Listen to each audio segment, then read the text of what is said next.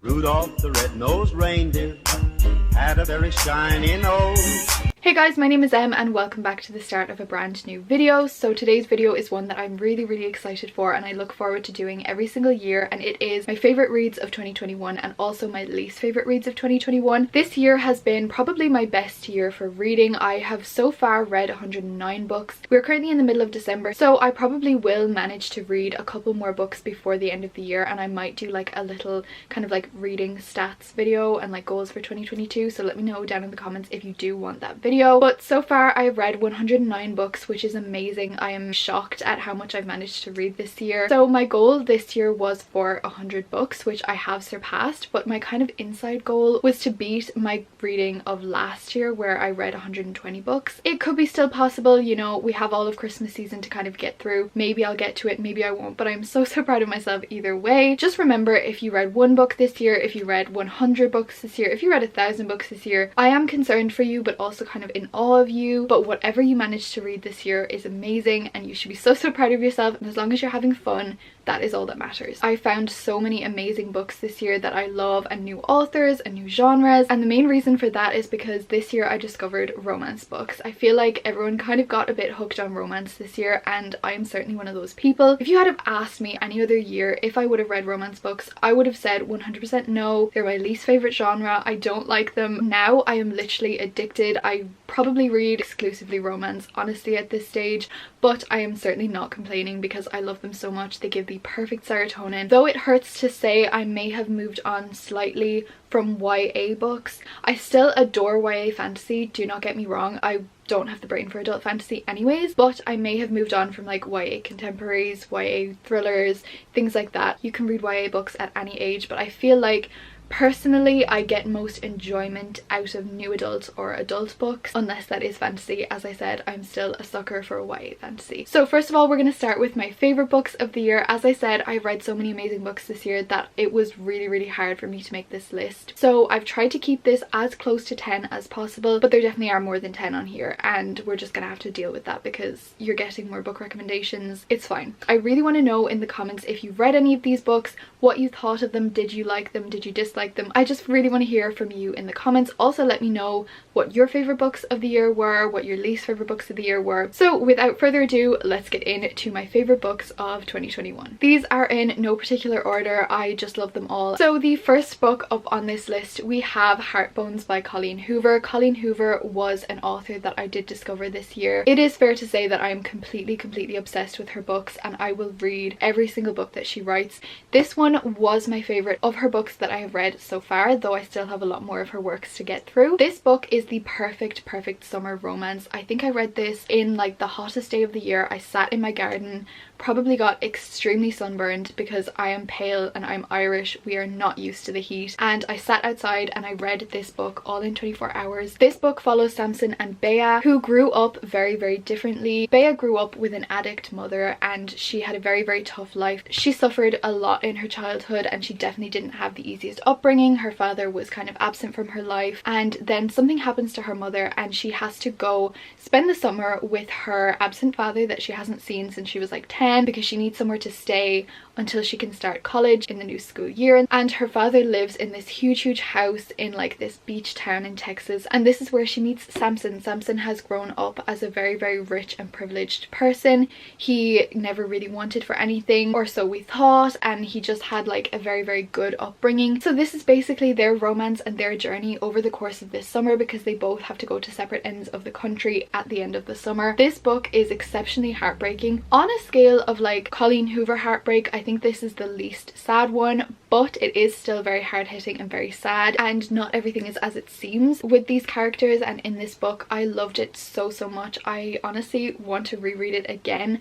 and this is the perfect summer romance. Like, you can read it at any time of the year, of course. I feel like this is my favorite Colleen Hoover book ever, and I don't think that will change. Okay, so speaking of Colleen Hoover books, I have another one on here, and it is November 9. So I read this book on November 9 in a 24-hour readathon. I will link that video in the description box or her up in the cards. I absolutely loved this book so much. This follows our main characters, Ben and Fallon. They have both been through a lot of hardships in their lives, and they meet each other on November 9 when both of them are kind of in a situation and they decide to have everything that comes with a romance, but only on one day a year in November 9. And this follows them across, I think, like maybe 6-7 Novembers, I can't be sure, and seeing how they kind of evolve through the year when they only see each other once a year. You get to see them fall in love, you get to see lots of different things. I did almost cry at this book. It was very, very sad, but it was worth it, and that is what I find with every single Colleen Hoover books.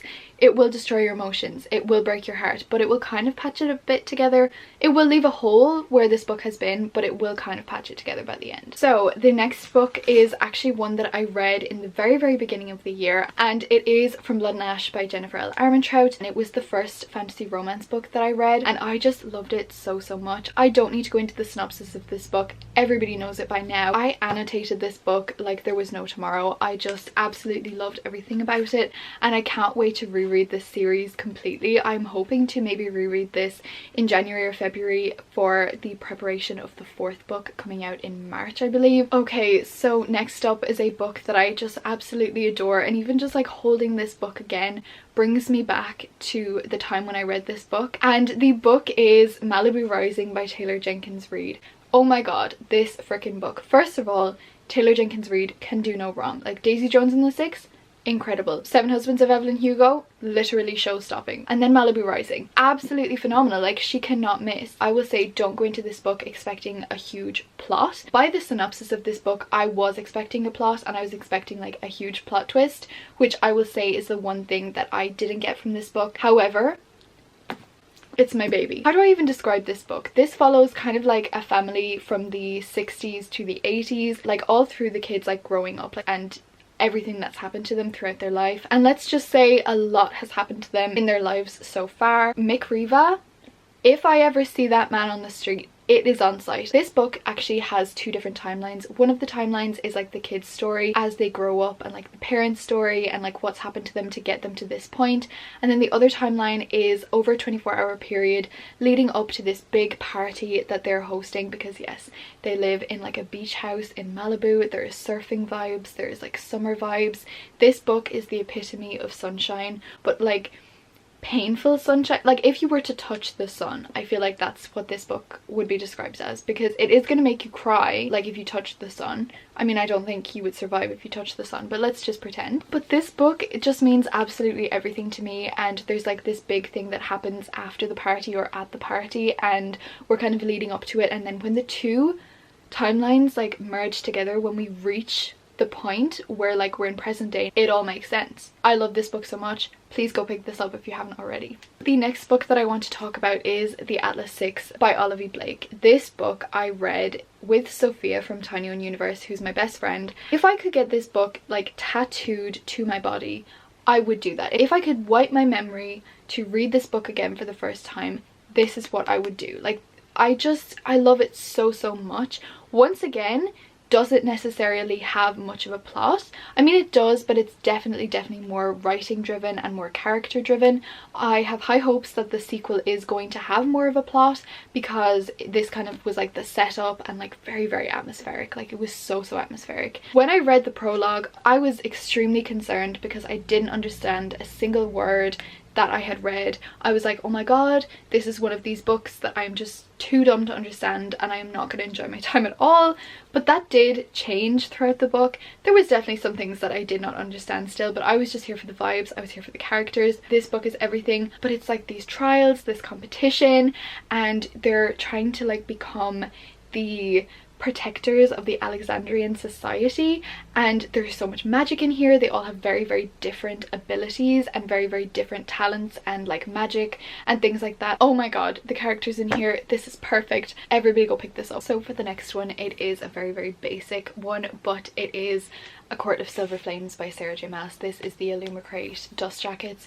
Oh my god, this book was incredible. I love Sarah J Maas's books. They are addictive, they are so much fun, and I absolutely loved this book so much. It definitely took like a completely different tone than any of her other books, and I loved it so much.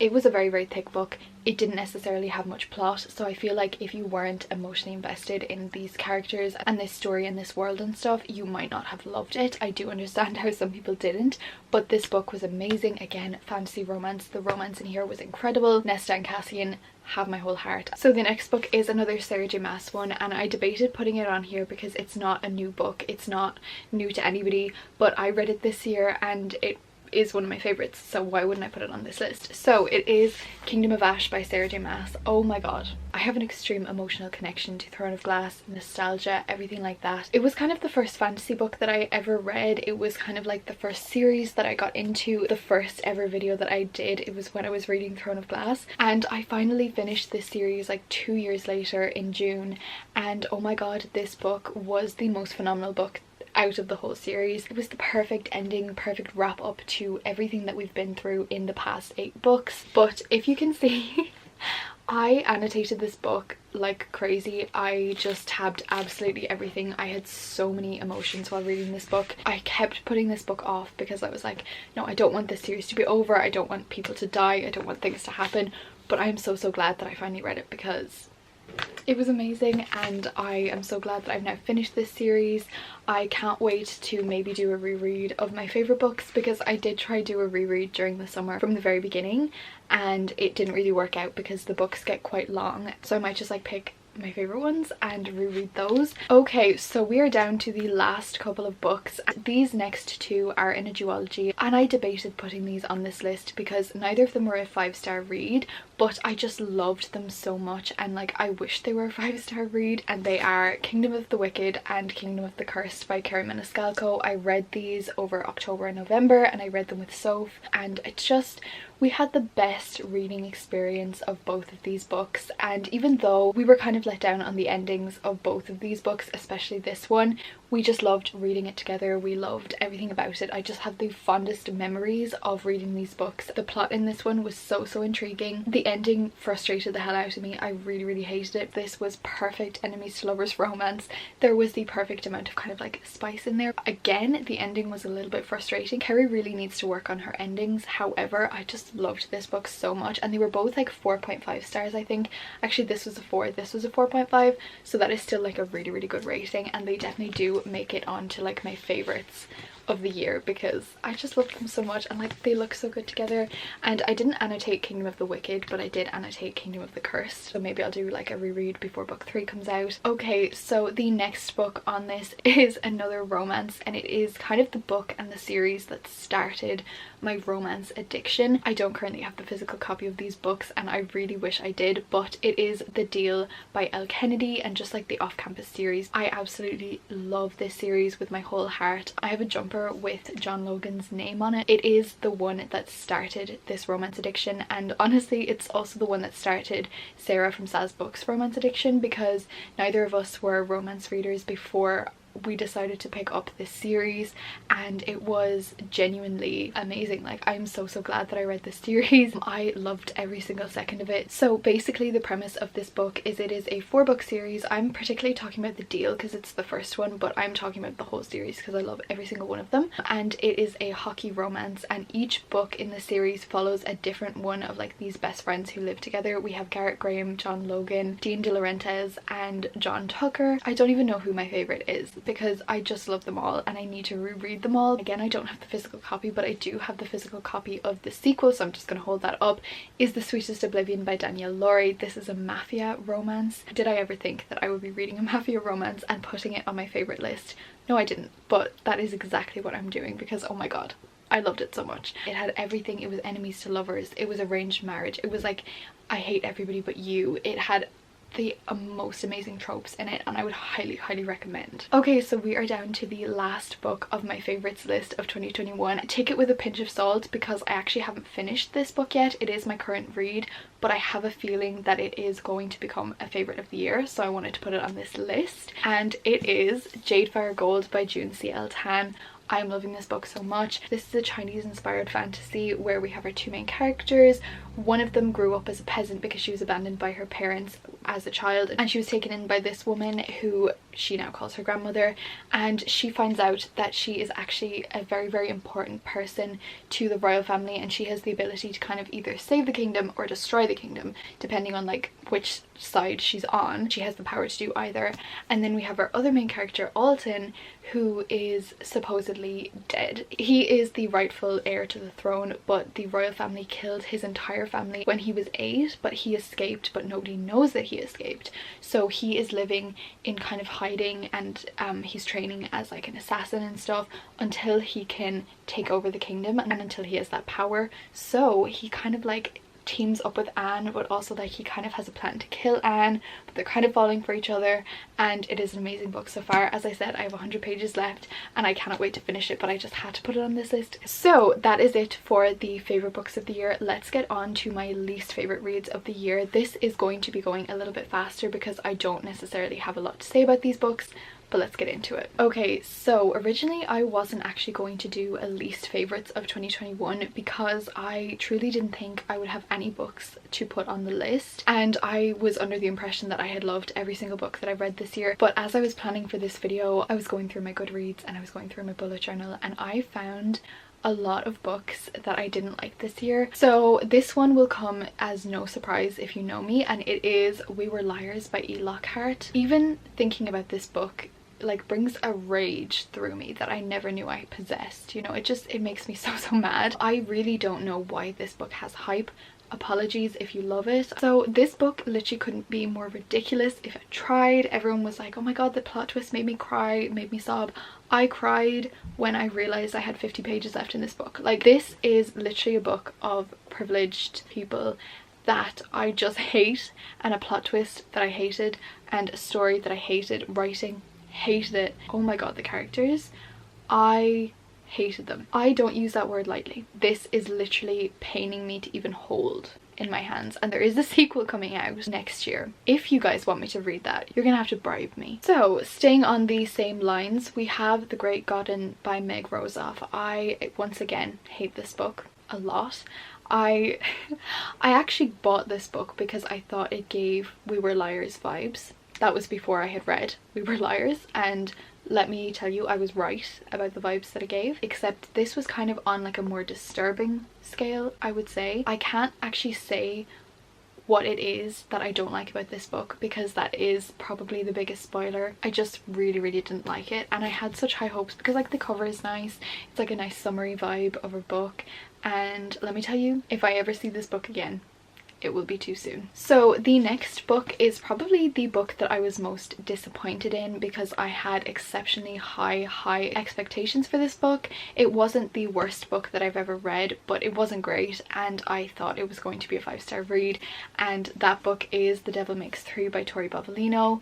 This is a beautiful edition of a book. It is stunning, and I don't necessarily want to unhaul it because the edition is so stunning. However, I'm never going to read it again because it was pure shit. So this book had an amazing premise. It was like enemies to lovers, dark academia, like a devil is released from a book, and these two enemies or academic rivals have to fight together to defeat it while like falling in love and stuff like that. I thought it was going to be amazing, like dark magic, enemies to lovers, academic rivals. Not a single fucking thing happened in this book ever. Like, this is a big book, not a single thing happened.